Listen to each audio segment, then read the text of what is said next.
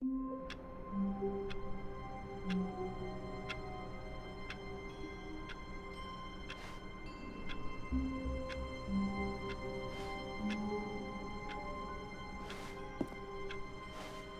of his co-workers were gone. What could it mean? Stanley decided to go to the meeting room. Perhaps he had simply missed a memo.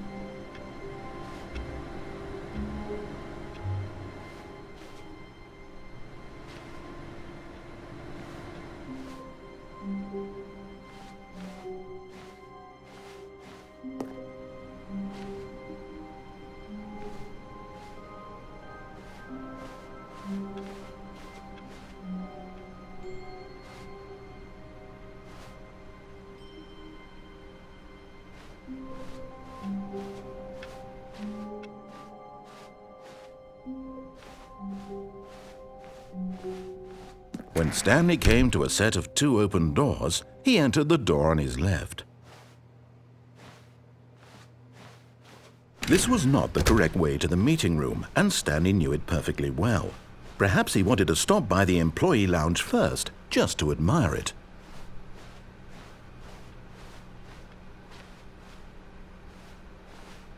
Yes, truly a room worth admiring. It had really been worth the detour after all, just to spend a few moments here in this immaculate, beautifully constructed room. Stanley simply stood here, drinking it all in. But eager to get back to business, Stanley took the first open door on his left. And so he detoured through the maintenance section, walked straight ahead to the opposite door, and got back on track.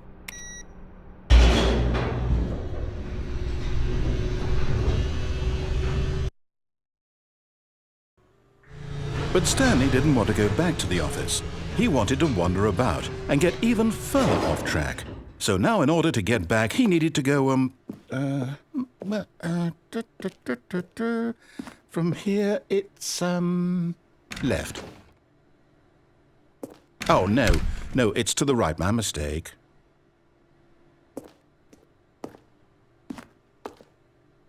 No, not the right. Why would I have ever said it was to the right? What was I thinking? It's clearly... Oh dear, would you hold on for a minute, please?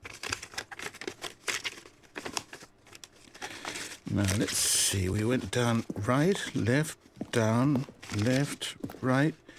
Yep, okay, yes. I've got it now. This story is absolutely, definitely this way.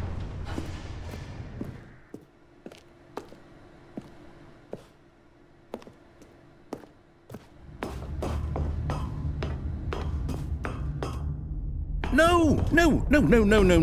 This isn't right at all. You're not supposed to be here yet. This is all a spoiler. Quick, Stanley, close your eyes. Okay.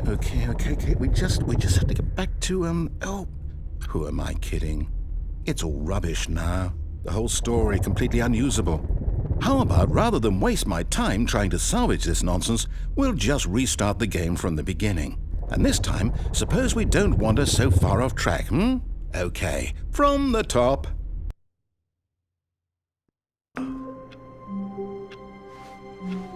All of his co-workers were gone. What could it mean? Stanley decided to go to the meeting room. Perhaps he had simply missed a memo.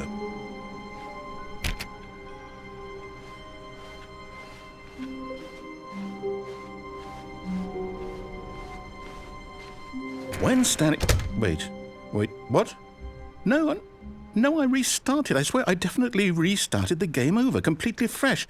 Everything should be... Oh, did something change? Stanley, did you change anything when we were back in that room with all the monitors? Did you move the story somewhere or... Hold on. Why am I asking you? I'm the one who wrote the story. It was right here just a minute ago. I know for sure that it's here somewhere. Okay, then. It's an adventure. Come, Stanley. Let's find the story.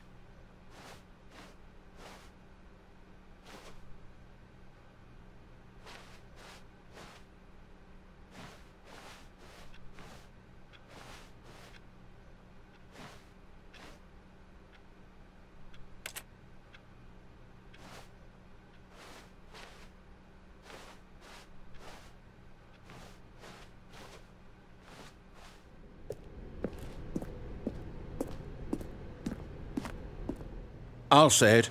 This is the worst adventure I've ever been on. I can promise you there definitely was a story here before. Do we need to restart the game again? Well, I find it unlikely that we'll ever progress by starting over and over again, but it's got to be better than this. Okay, let's give it a shot. Why not?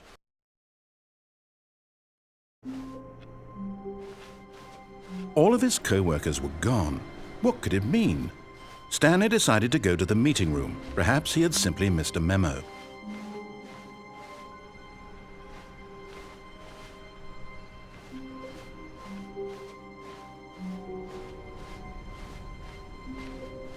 Okay, yep, it's worse. I might be remembering this wrong. It's possible the story is back where we just came from. Why don't we go back the other direction and see if we missed anything?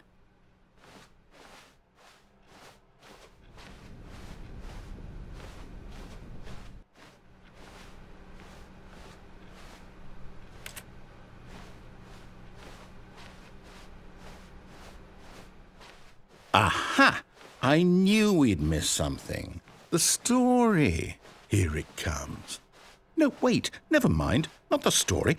Okay, let's head back the other way and retrace our steps.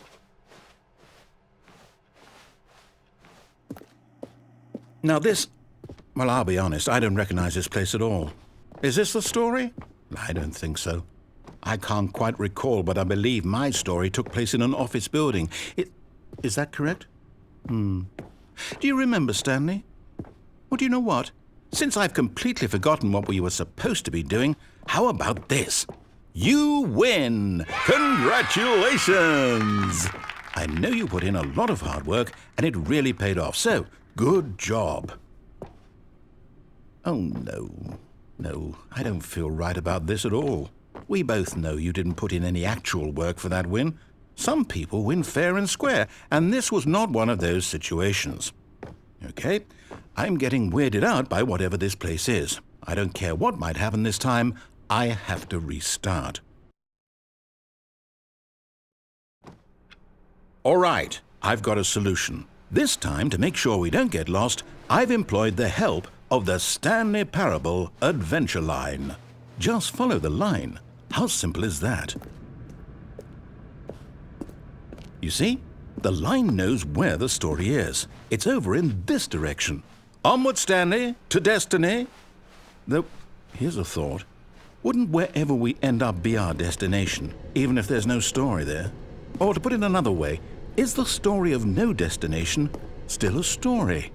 Simply by the act of moving forward, are we implying a journey such that a destination is inevitably conjured into being via the very manifestation of the nature of life itself? Whoa. Hang on. That got a bit weird back there. Well, I'd like to apologize. Not sure where I was going with all that. You know what? I think what we need right now is a bit of music to lighten the mood.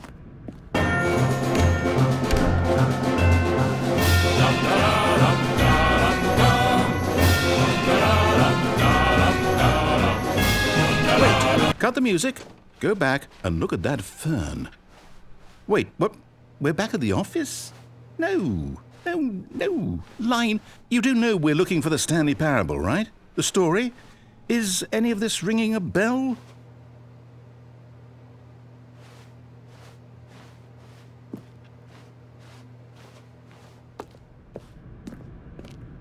Oh, no, not again, Line. How could you have done this to us? And after we trusted you, after everything we've been through, you...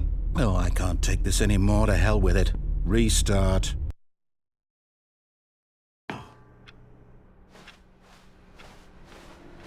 You know what, Stanley? I say forget the adventure line. What's it ever done for us? We're intelligent people, right?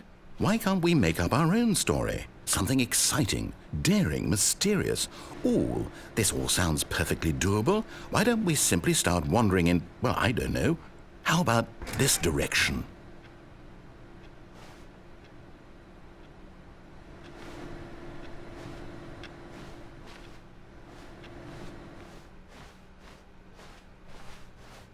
Now, yes, this is exciting. Just me and Stanley forging a new path, a new story. Well, it could be anything. What do you want our story to be? Go wild. Use your imagination. Whatever it might be, Stanley, I'm ready for it.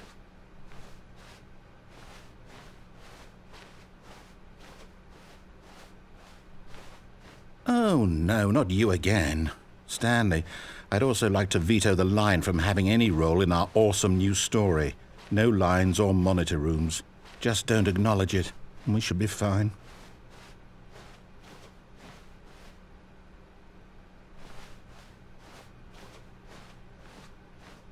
Ah, a choice. We get to make a decision. From here, the story is in our control. How important we mustn't squander the opportunity. In fact, I believe I need a minute to think here. Just walk in circles for a minute.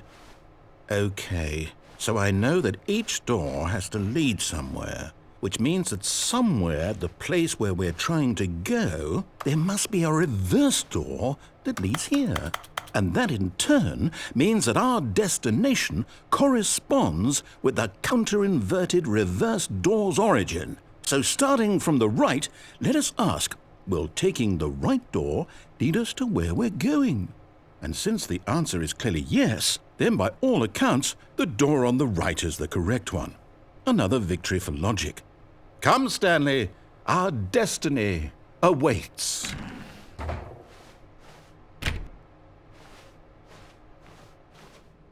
Oh, hold up, what's this? The confusion ending. You're telling me that's what this is? It's all one giant ending? And we're supposed to restart the game, what, eight times? That's really how all this goes? It's all determined? So now, according to the schedule, I restart again. Then what? Am I just supposed to forget? Well, what if I don't want to forget?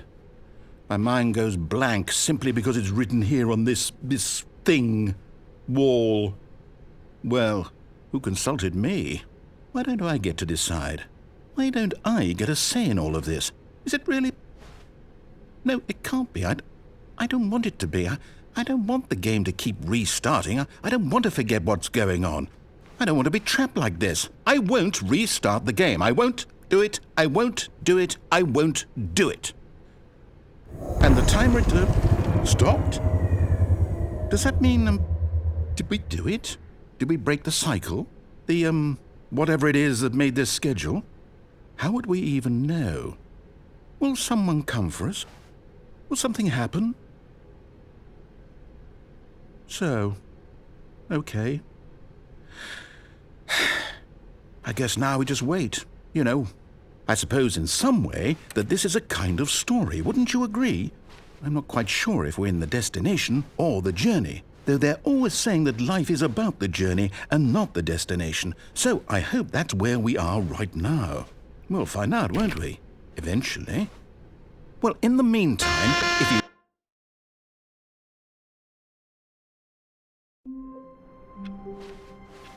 All of his co-workers were gone. What could it mean? Stanley decided to go to the meeting room. Perhaps he had simply missed a memo.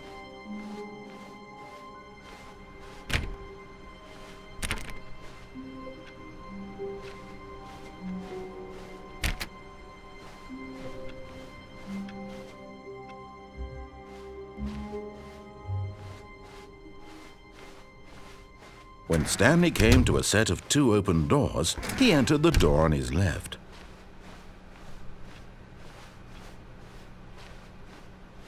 Yet there was not a single person here either. Feeling a wave of disbelief, Stanley decided to go up to his boss's office, hoping he might find an answer there.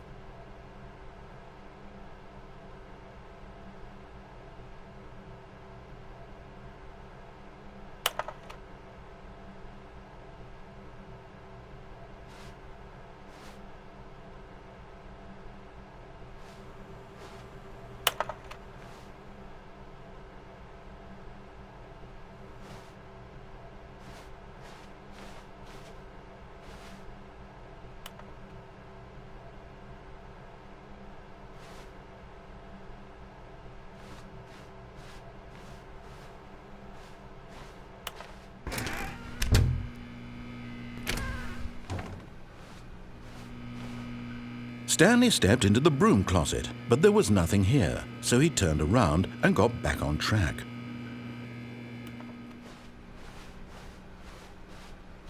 Coming to a staircase, Stanley walked upstairs to his boss's office.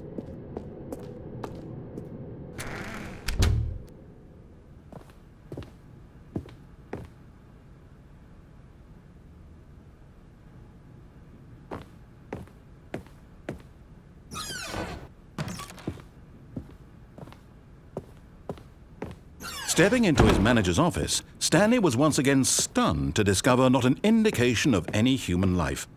Shocked, unraveled, Stanley wondered in disbelief who orchestrated this, what dark secret was being held from him. What he could not have known was that the keypad behind the boss's desk guarded the terrible truth that his boss had been keeping from him, and so the boss had assigned it an extra secret PIN number, 2845. But of course, Stanley couldn't possibly have known this.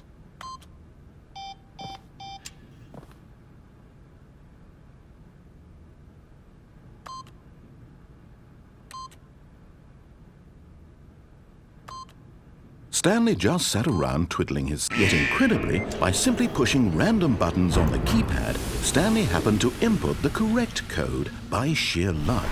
Amazing. He stepped into the newly opened passageway.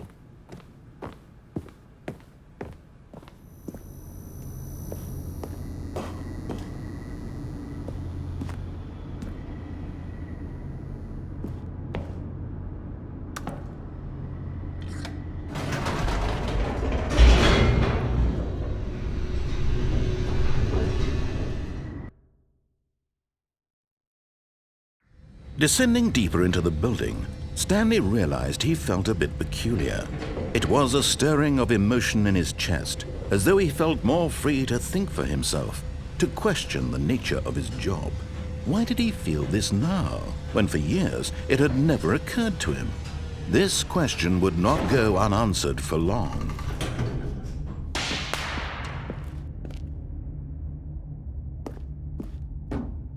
Stanley walked straight ahead through the large door that read Mind Control Facility.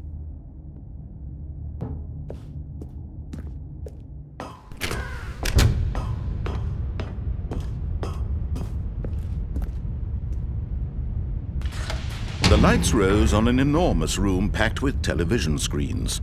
What horrible secret did this place hold? Stanley thought to himself. Did he have the strength to find out?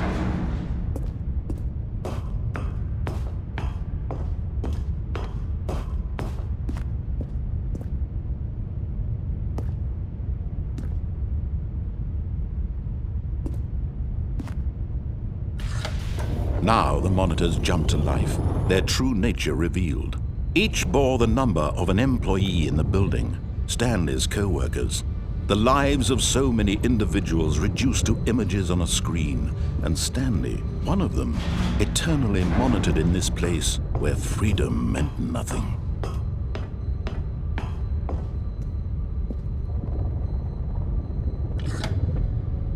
This mind control facility, it was too horrible to believe. It couldn't be true. Had Stanley really been under someone's control all this time? Was this the only reason he was happy with his boring job? That his emotions had been manipulated to accept it blindly? No, he refused to believe it. He couldn't accept it. His own life in someone else's control? Never! It was unthinkable. Wasn't it? Was it even possible? Had he truly spent his entire life utterly blind to the world?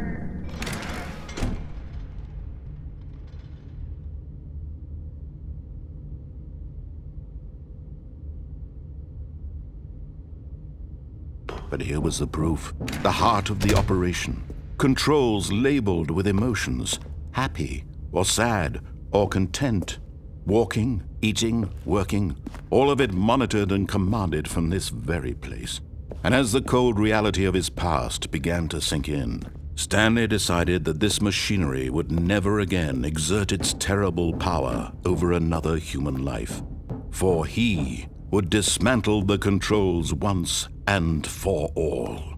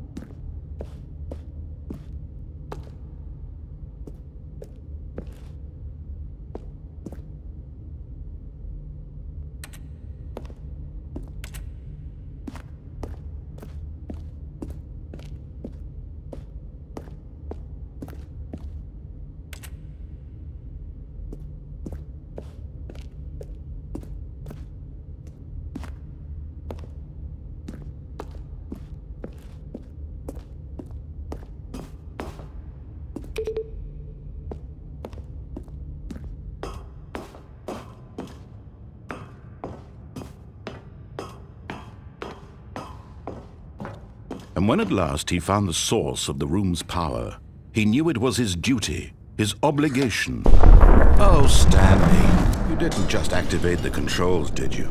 After they kept you enslaved all these years, you go and you try to take control of the machine for yourself. Is that what you wanted? Control?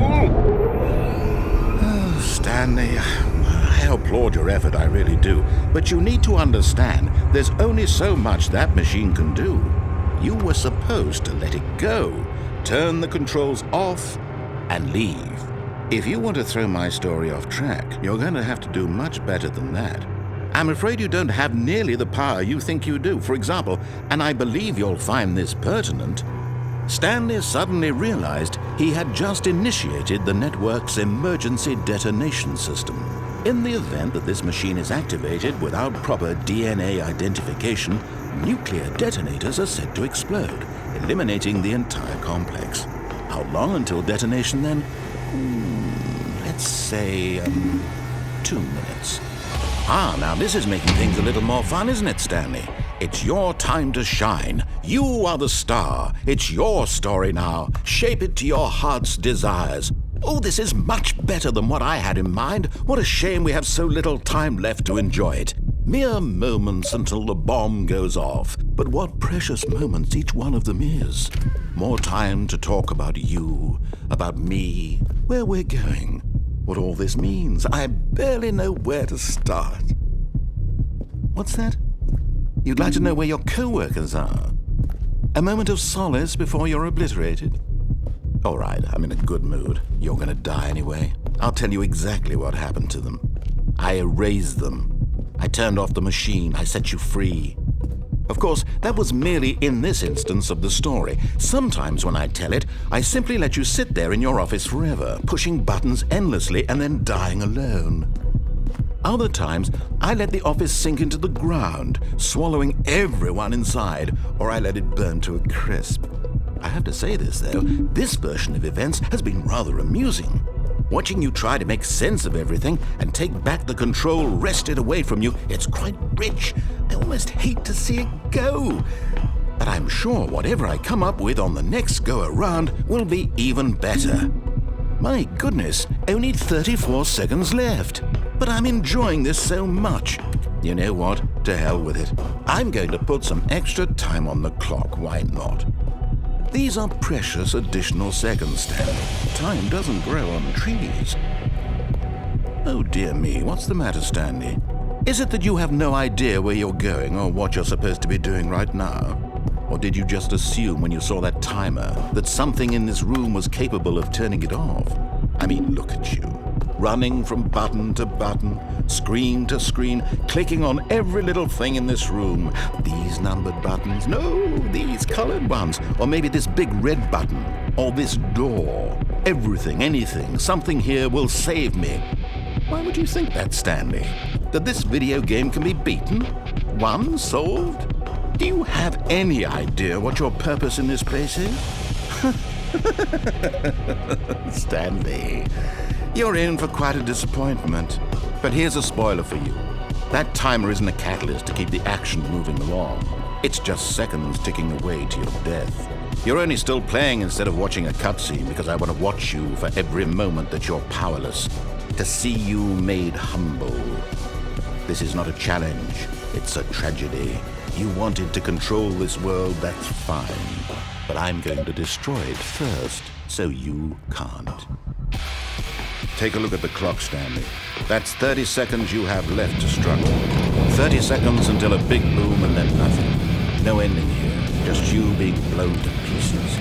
Will you cling desperately to your frail life, or will you let it go peacefully? Another choice. Make it count, or don't. It's all the same to me, all a part of the joke. And believe me, I will be laughing at every second of your inevitable life from the moment we fade in until the moment I say, happily ever up.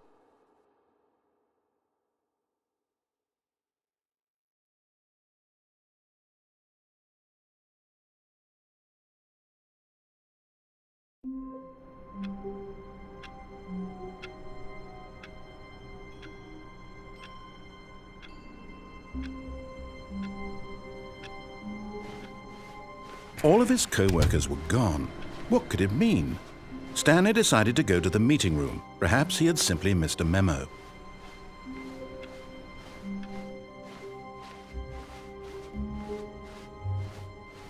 When Stanley came to a set of 2 open doors, he entered the door on his left.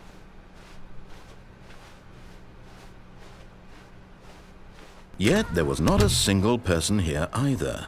Feeling a wave of disbelief, Stanley decided to go up to his boss's office. Hoping coming to a staircase, Stanley walked upstairs to his boss's office.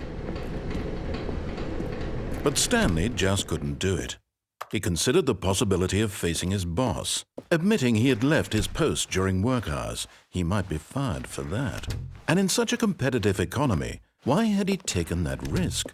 All because he believed everyone had vanished? His boss would think he was crazy. And then something occurred to Stanley.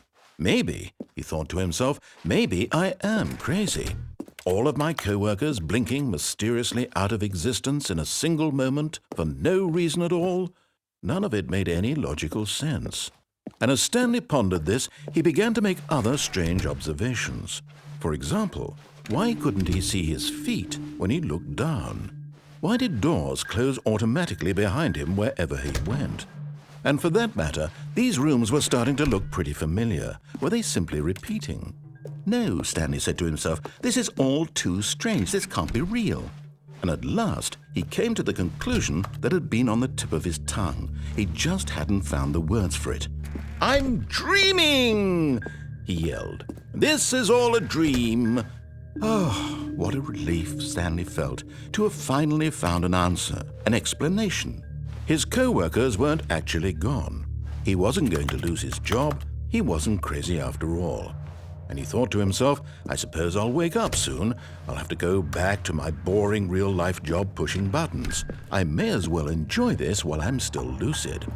So, he imagined himself flying and began to gently float above the ground. Then he imagined himself soaring through space on a magical starfield, and it too appeared. It was so much fun, and Stanley marveled that he had still not woken up. How was he remaining so lucid? And then perhaps the strangest question of them all entered Stanley's head. One he was amazed he hadn't asked himself sooner. Why is there a voice in my head dictating everything that I'm doing and thinking? Now the voice was describing itself being considered by Stanley, who found it particularly strange. I'm dreaming about a voice describing me, thinking about how it's describing my thoughts, he thought.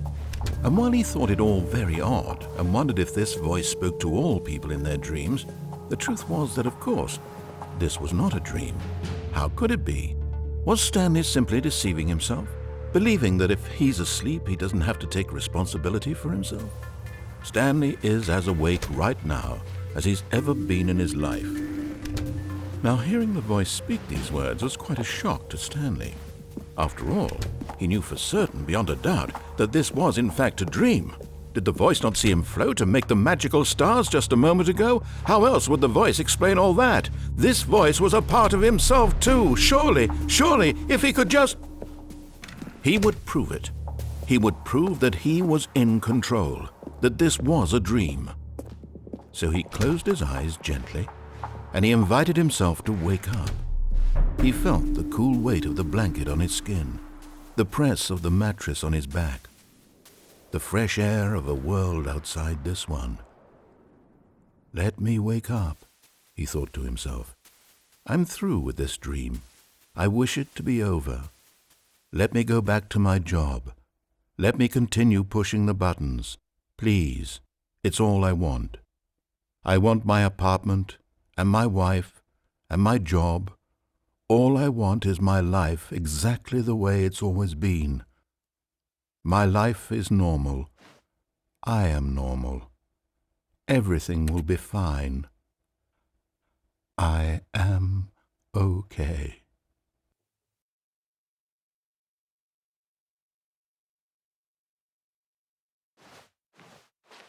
Stanley began screaming. Please, someone, wake me up. My name is Stanley. I have a boss. I have an office. I am real. Please, just someone tell me I am real. I must be real. I must be. Can anyone hear my voice? Who am I? Who am I? And everything went black.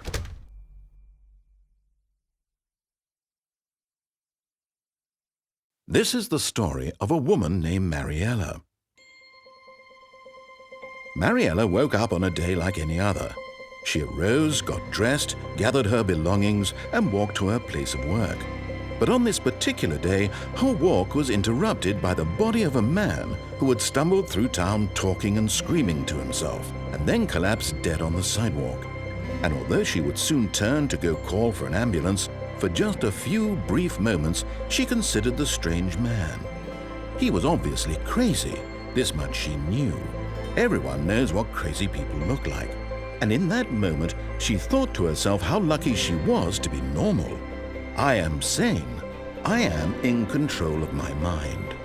I know what is real and what isn't. It was comforting to think this, and in a certain way, seeing this man made her feel better. But then she remembered the meeting she had scheduled for that day. The very important people whose impressions of her would affect her career, and by extension, the rest of her life. She had no time for this, so it was only a moment that she stood there, staring down at the body. And then she turned and ran.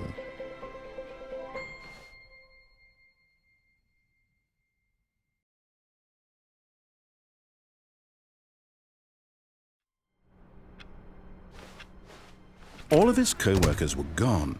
What could it mean? Stanley decided to go to the meeting room. Perhaps he had simply missed a memo.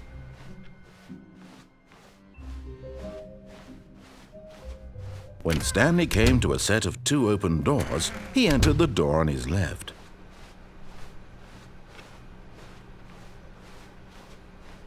Yet there was not a single person here either. Feeling a wave of disbelief, Stanley decided to go up to his boss. Coming to a staircase, Stanley walked upstairs to his boss's office.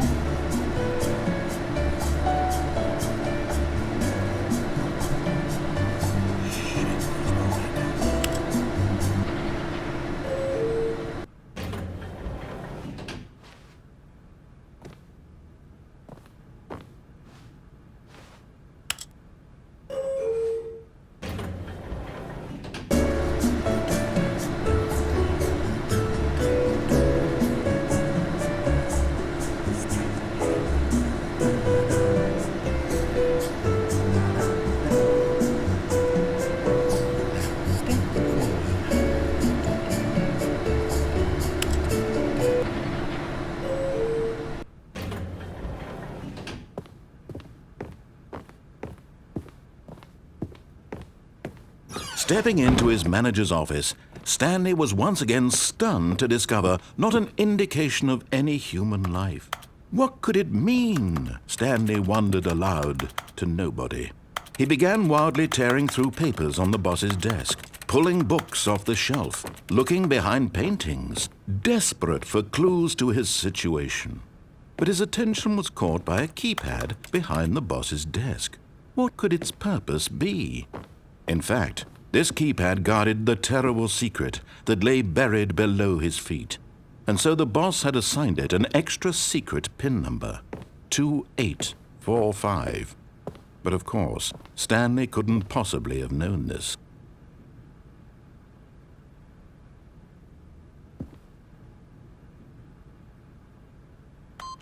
Stanley just sat around twiddling his thumbs. Trying to input anything on the device was useless, since he could never possibly. Yet incredibly, by simply pushing random buttons on the keypad, Stanley happened to input the correct code by sheer luck. Amazing. He stepped into the newly opened passageway.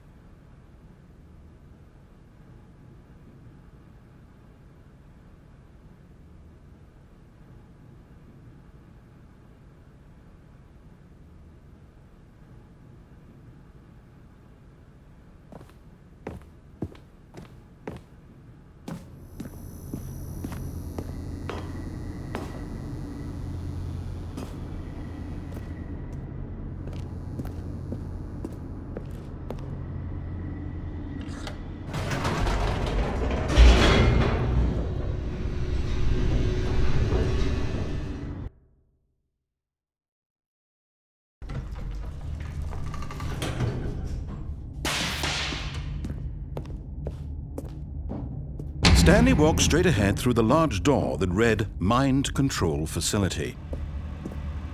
Although this passageway had the word Escape written on it, the truth was that at the end of this hall, Stanley would meet his violent death. The door behind him was not shut. Stanley still had every opportunity to turn around and get back on track.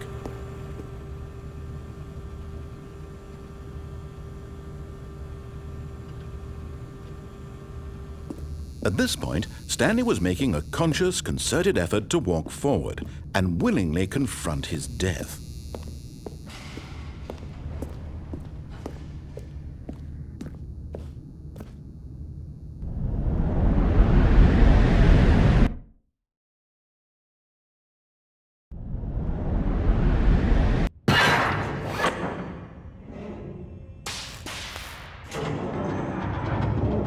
As the machine whirred into motion and Stanley was inched closer and closer to his demise, he reflected that his life had been of no consequence whatsoever. Stanley can't see the bigger picture. He doesn't know the real story, trapped forever in his narrow vision of what this world is. Perhaps his death was of no great loss, like plucking the eyeballs from a blind man. And so he resigned and willingly accepted this violent end to his brief and shallow life. Farewell, Stanley.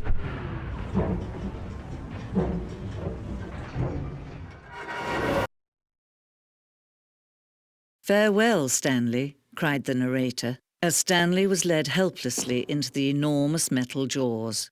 In a single visceral instant, Stanley was obliterated as the machine crushed every bone in his body, killing him instantly.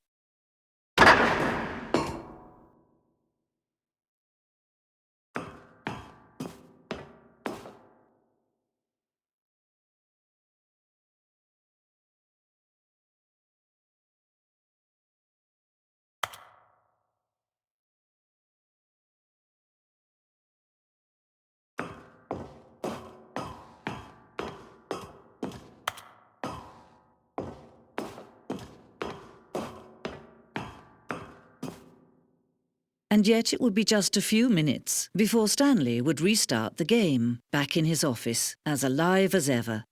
What exactly did the narrator think he was going to accomplish? When every path you can walk has been created for you long in advance, death becomes meaningless, making life the same. Do you see now? Do you see that Stanley was already dead from the moment he hit start?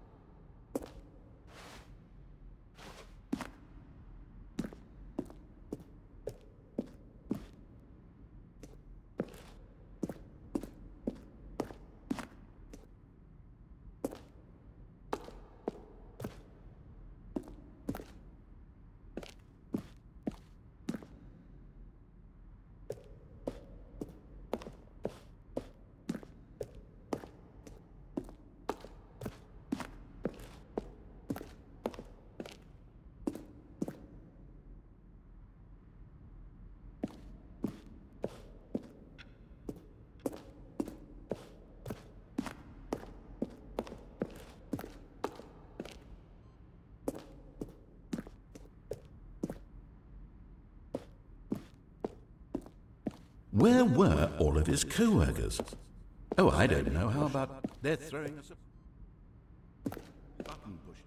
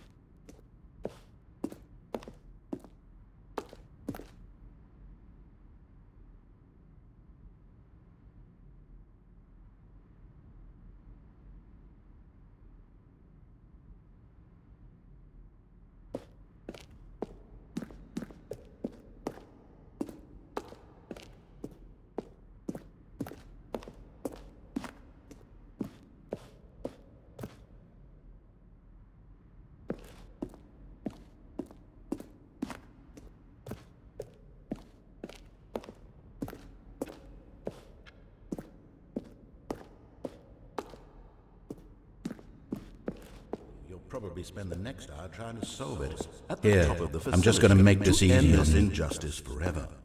Where were all of his co-workers? Oh, I don't know. How about they're throwing a surprise party for him for all his button pushing? Does that sound plausible to you?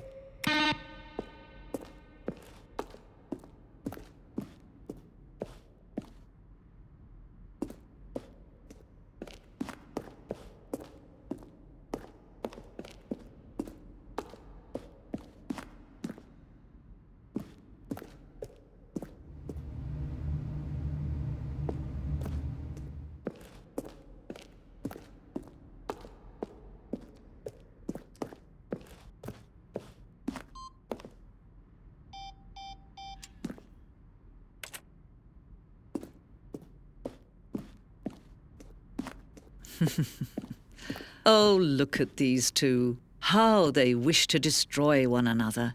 How they wish to control one another. How they both wish to be free.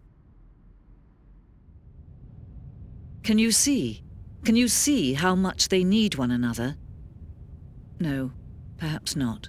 Sometimes these things cannot be seen. But listen to me. You can still save these two. You can stop the program before they both fail. Turn off your PlayStation. There's no other way to beat this game. As long as you move forward, you'll be walking someone else's path. Stop now and it'll be your only true choice. Whatever you do, choose it. Don't let time choose for you. Don't let...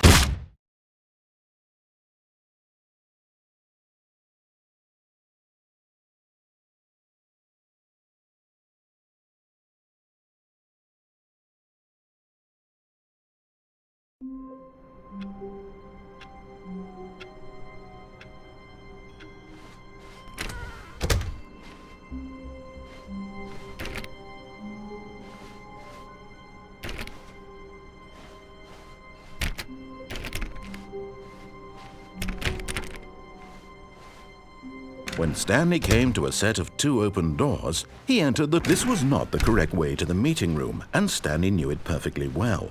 Perhaps he wanted to stop by the employee lounge first, just to admire it.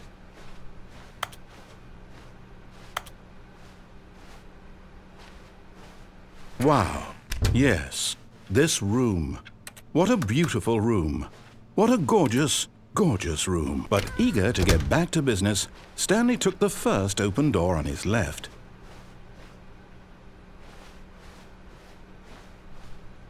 Stanley was so bad at following directions, it's incredible he wasn't fired years ago. Look, Stanley, I think perhaps we've gotten off on the wrong foot here. I'm not your enemy, really, I'm not. I realize that investing in your trust, but in his eagerness to prove that he is in control of the story and no one gets to tell him what to do, Stanley leapt from the platform and plunged to his death. Good job, Stanley. Everyone thinks you are very powerful.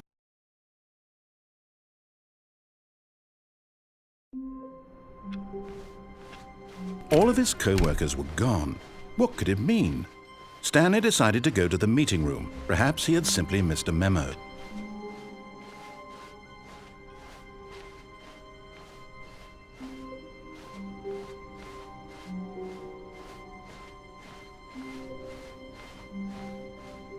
When Stanley came to a set of 2 open doors, this was not the correct way to the meeting room, and Stanley knew it perfectly well.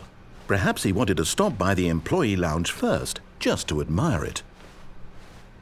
The lounge was sublime, a work of art. But eager to get back to business, Stanley took the first open door on his left. Stanley was so bad at following directions, it's incredible he wasn't fired years ago.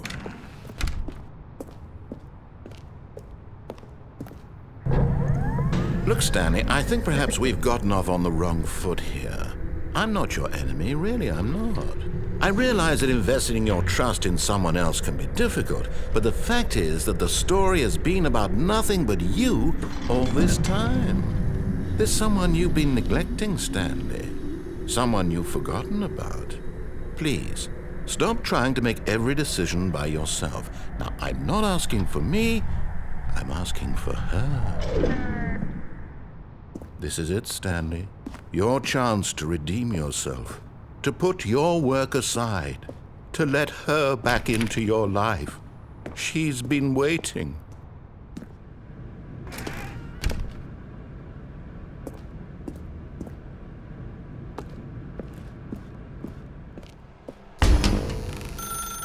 That's her, Stanley. You need to be the one to do.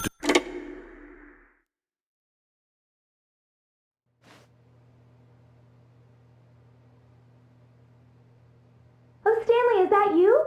Hold on, sweetie. Sorry to keep you waiting. I'm just pulling the bread out of the oven. All right. Okay, there we go. All right, now, I want you to come in and tell me all about your day. Gotcha! Oh, come on. Did you actually think you had a loving wife who'd want to commit their life to you? I'm trying to make a point here, Stanley. I'm trying to get you to see something. Come inside. Let me show you what's really going on here. Sorry, but you're in my story now.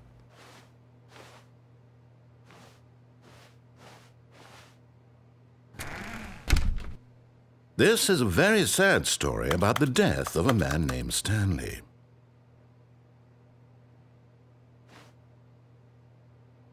Stanley is quite a boring fellow.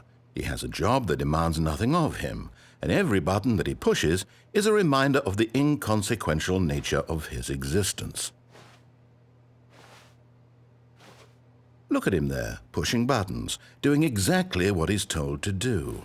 Now he's pushing a button. Now he's eating lunch. Now he's going home. Now he's coming back to work. One might even feel sorry for him, except that he's chosen this life.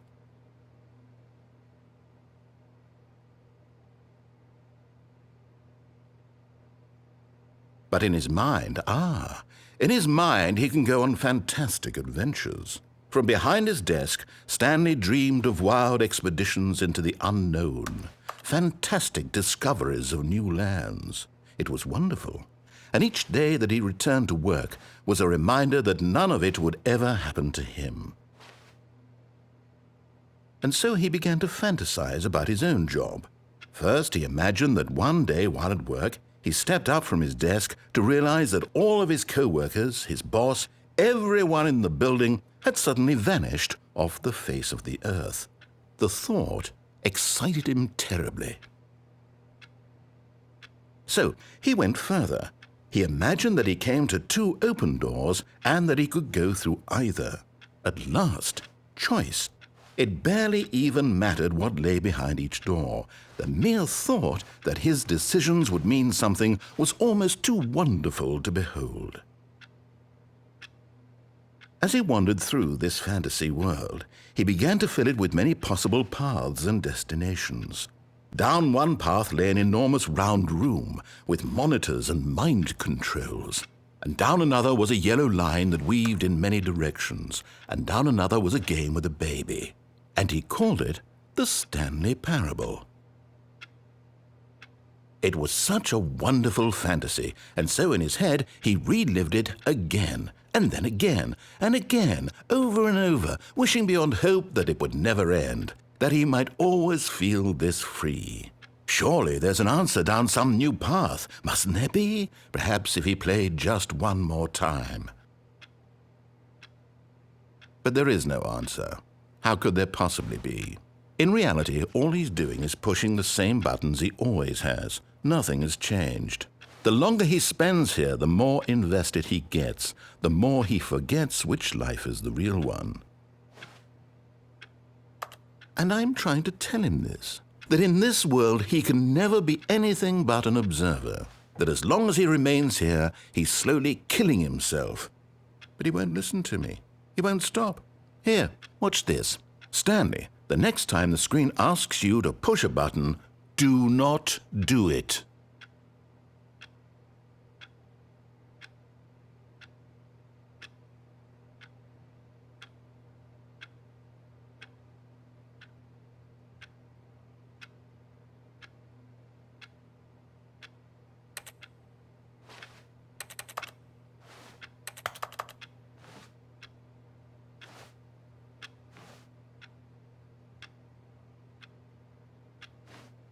You see? Can he just not hear me? How can I tell him in a way that he'll understand that every second he remains here, he's electing to kill himself? How can I get him to see what I see? How can I make him look at himself? I suppose I can't, not in the way I want him to. But I don't make the rules. I simply play to my intended purpose, the same as Stanley. We're not so different, I suppose. I'll try once more to convey all this to him. I'm compelled to. I must. Perhaps, well, maybe this time he'll see. Maybe this time. And I tried again, and Stanley pushed a button. And I tried again, and Stanley pushed a button. And I tried.